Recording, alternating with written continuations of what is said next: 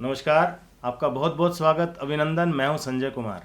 दोस्तों, राहुल गांधी की जो न्याय यात्रा निकल रही है, भारत जोड़ो न्याय यात्रा, फिलहाल उत्तर प्रदेश में है।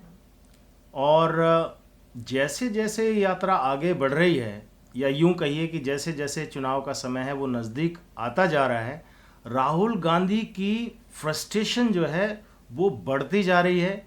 अभी आप देखिए, पिछले कुछ समय से अगर आप उनके बयानों पर गौर करेंगे तो उनकी जो खींच है वो साफ नज़र आती है। ऐसा लग रहा है जैसे एक हारा हुआ खिलाड़ी जब मैदान में उतरता है और अपनी हार पहले ही मान लेता है, या वो देख लेता है कि सामने वाले से लड़ना बहुत मुश्किल है, तो अपनी खींच उतारने के लिए, अपनी फ्रस्ट्रेशन निकालने के लिए उल्टा सीधा कुछ करता है। और वैसा ही कुछ राहुल गांधी के साथ हो रहा है। पता नहीं राहुल गांधी के साथ क्या होगा अगर वो 2024 का चुनाव भी हार जाते हैं। जिस तरह के सामने आ रहे हैं रिजल्ट, या जो इस वक्त जो हवा चल रही है उसके हिसाब से ये मान के चला जा रहा है कि इस बार भी उन्हें हार का मुंह देखना पड़ेगा। लेकिन आप देखिए, जिस तरह से अभी पीछे उनका एक बयान आया, एक वो प्लेटफॉर्म पे थे और एक युवक से पूछ रहे थे कि आपने क्या पढ़ा है, और रोजगार के बारे में वो बात कर रहे थे कि देखिए, ओबीसी लोगों को जो है रोजगार नहीं मिल रहा है, चाहे वो सरकारी नौकरी हो या प्राइवेट नौकरी हो, तो उसमें ओबीसी जो है उसको नौकरियां नहीं मिल रही हैं, बेरोजगारी बढ़ रही है। तो ये मुद्दे वो उठा रहे थे। लेकिन अच्छी बात है, मुद्दे उठाने चाहिए, विपक्षी दल है तो ये भी काम भी है। लेकिन सबसे बड़ी बात ये है कि वो जो बॉडी लैंग्वेज आप उनकी देखिए, जिस तरह से वो जो जिस तरीके से बात करते हैं, वो दिखाता है कि कहीं ठहराव नहीं, कहीं गंभीरता नहीं। और एक तरह से इस तरह से आरोप लगाया जा रहा है जैसे होता नहीं, खिसियानी बिल्ली खंबा नोचे, वैसा वैसा हाल दिखाई देता है। दूसरा जो उनका बयान आया वो भी आप देखिए, राम मंदिर को लेकर के आया। अब बताइए भाई साहब, आपकी क्या परेशानी है आपको रामलला से? आप कह रहे थे कि वहाँ देखा आपने कि कोई वहाँ ओबीसी था कि नहीं था? वहाँ सारे के सारे जैसे कि अडानी और अंबानी ही वहाँ पर बैठे हुए हों। क्या वो भूल गए कि प्रधानमंत्री ने वहाँ पर जो क्लीनर्स थे, जो सफाई व्यवस्था देख रहे थे, उनके चरण धोए? जो कारीगर थे जिन्होंने काम किया मेहनत से, उन पर पुष्प वर्षा की? तो उनको पूरे उसमें कोई ओबीसी वहाँ पर दिखाई नहीं दिया। उनको सिर्फ दिखाई दिया कि वहाँ ऐश्वर्या राय नाच रही थी और अमिताभ बच्चन बल्ले बल्ले कर रहे थे।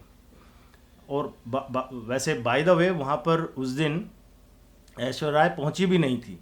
फिर किसी और जगह वो बोल रहे थे कि वहाँ प्रियंका चोपड़ा नाच रही थी।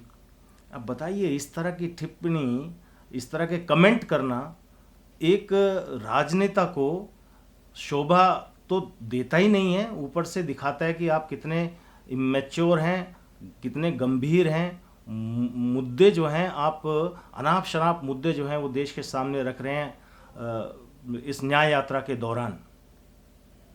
तो और न्याय यात्रा भी कैसी है? अब सारा देश जो है इसके बारे में चर्चा कर रहा है कि पश्चिम बंगाल के संदेश खाली में क्या हो रहा है। तो उसके बारे में किसी के मुंह से, या राहुल गांधी के मुंह से कोई शब्द सुनने को क्यों नहीं मिलता? राहुल एटलीस्ट वहाँ की औरतों के बारे में, वहाँ की महिलाओं के बारे में कुछ कहते सुना आपने? लेकिन आप धीर गंभीर जो देश के मुद्दे हैं उनको छोड़ करके वो बातें कर रहे हैं जिनका कोई औचित्य नहीं है। और ये उस गांधी परिवार, ये जो गांधी परिवार है, ये उस बच्चन फैमिली के बारे में बात कर रहा है। जब आपको याद होगा कि सोनिया गांधी को शरण देने वाले जब उनकी वो आकर के ठहरे थे पहली बार, तो अमिताभ बच्चन के घर पे ही ठहरे थे। इनके आपसी संबंध कैसे हैं ये तो सबको मालूम है। फिर भी उस परिवार के खिलाफ इस तरह से बात करना ये दिखाता है कि आप जो है किस तरह की रेस्पेक्ट रखते हैं, खासकर उस फैमिली के बारे में। और दूसरा ये कि वो कलाकार हैं, आर्टिस्ट हैं, और आर्टिस्ट को लेकर के कितना सम्मान है आप इनके दिल में, ये भी इससे जो है जाहिर हो जाता है। अभी हाल ही की घटना है कि जब एक ये पत्रकार थे तो शिवपाल यादव, तो इनको लेकर के जब कोई सवाल किया गया कि आप सपा और कांग्रेस के गठबंधन को लेकर के इस पत्रकार ने जब सवाल किया तो ये भड़क गए। भड़क क्या गए, एक तरह से आप यूं कहिए कि वो सीधे उसके नाम, जाति और कौन सा मालिक है तुम्हारा उसका नाम बताओ, और फ्रस्ट्रेशन का लेवल आप देखिए किस हद तक गया हुआ है कि समझ से परे है। इस तरह की खीज उतारना, इस तरह से झल्लाना, भाई एक पत्रकार सवाल पूछ रहा था आपसे, आप सीधे सीधे उसका जवाब दे सकते थे, लेकिन आप सवाल देने के बजाय, सवाल का जवाब देने के बजाय आप क्या कर रहे हैं आप नाम बताओ, आप कौन सी कास्ट के हैं ये बताओ, आप जो है ओबीसी हो ये बताओ। और जब वो भीड़ जो है एक तरह से उनके कहने के बाद में एक तरह से जब माउथ लिंचिंग उस पत्रकार की करने लगी, घेरने लगी और पिटाई करने लगी, तो फिर कहने लगे नहीं मारो मत, नाम पूछो, नाम बताओ। ये उस व्यक्ति का आचरण है जो दावा करता है कि भारत देश के प्रधानमंत्री पद के लिए जो दावेदार है उसका ये आचरण इस वक्त दिखाई दे रहा है, जो अपने आप में बड़ा गंभीर मामला है। और ये आचरण जो है इनका ये पहली बार नहीं है, ये पहली बार ऐसा हुआ हो। आपको याद होगा कि जब इनकी संसद की सदस्यता ख़त्म हुई थी तो ये मीडिया में आए थे, प्रेस कॉन्फ्रेंस की थी इन्होंने, तो एक पत्रकार ने इनसे सवाल पूछ लिया कि भाई बीजेपी देश भर में प्रेस कॉन्फ्रेंस करके ये जताने की कोशिश कर रही है कि आप ओबीसी के खिलाफ हो, आप ओबीसी का आपने अपमान किया है। तो इनका क्या जवाब था उससे कि भैया पहला तो आपका अटेम्प्ट यहाँ से आया, दूसरा वहाँ से आया, तीसरा यहाँ से आया हैं।